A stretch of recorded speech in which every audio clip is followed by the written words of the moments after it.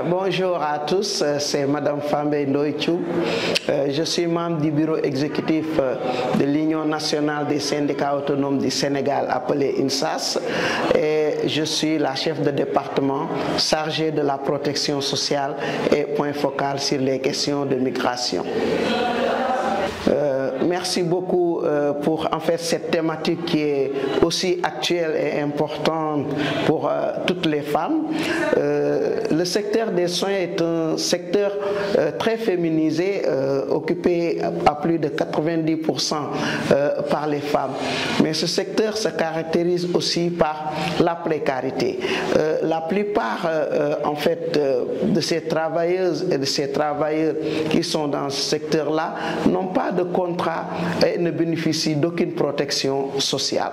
C'est aussi un secteur où le travail est invisible, parce qu'étant un travail qui s'effectue au niveau des foyers, au niveau des maisons, donc qui n'est pas au vu et aussi de tout le monde.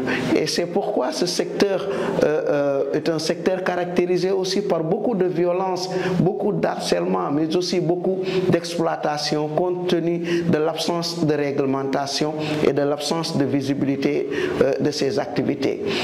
D'où les femmes qui doivent vraiment se mettre au devant, comme c'est le cas aujourd'hui, pour réfléchir ensemble sur les stratégies que nous devons vraiment mettre en avant pour que ce secteur-là soit reconnu comme un secteur professionnel et que l'industrie des soins soit une vraie industrie. Cela pourquoi? Parce qu'en fait, les femmes qui effectuent ce travail au niveau des foyers sont souvent dans des conditions difficiles. Et souvent, c'est un travail non rémunéré. Si on va dans certaines sociétés, comme la société africaine, là où je suis, en fait, c'est les femmes qui s'occupent des personnes âgées, c'est les femmes qui s'occupent des enfants, c'est les femmes qui s'occupent des personnes handicapées. Et cela leur prend tout leur temps. Et elles n'ont pas le temps vraiment d'aller se former qu'il faut, elles n'ont pas le temps d'aller chercher un autre travail. Donc, ce qu'elles exercent au niveau de ces foyers-là devrait être reconnu comme un travail et rémunéré en tant que tel. Voilà le combat vraiment que nous menons et que nous appelons toutes les couches de nos sociétés à mener, parce que c'est pour le bien de tous. Parce que s'occuper des personnes est aussi une tâche sociale avant d'être une tâche professionnelle. Et là, nous parlons aussi des conditions de vie et de travail des travailleurs domestiques qui sont aussi exploités, qui sont dans des conditions difficiles dans beaucoup de pays du monde.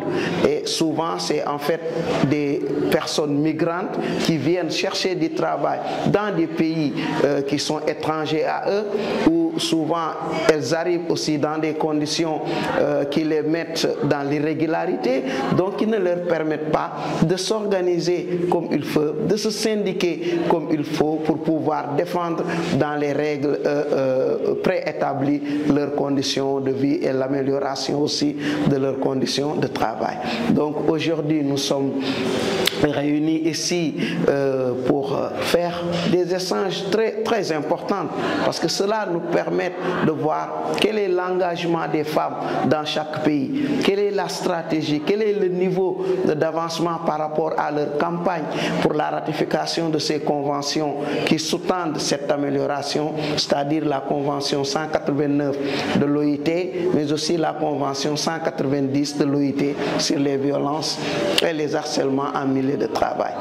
Et cet échange nous a permis de voir que ça bouge dans tous les pays, même si les résultats ne sont pas toujours au rendez-vous, parce que dépendant aussi de la volonté politique de nos gouvernants, mais en fait les syndicats bougent, les femmes bougent pour en fait que ce travail-là soit un travail qui sortira de la précarité pour devenir un travail décent avec une garantie de toute la protection sociale qui s'y est et la dignité à ces personnes-là.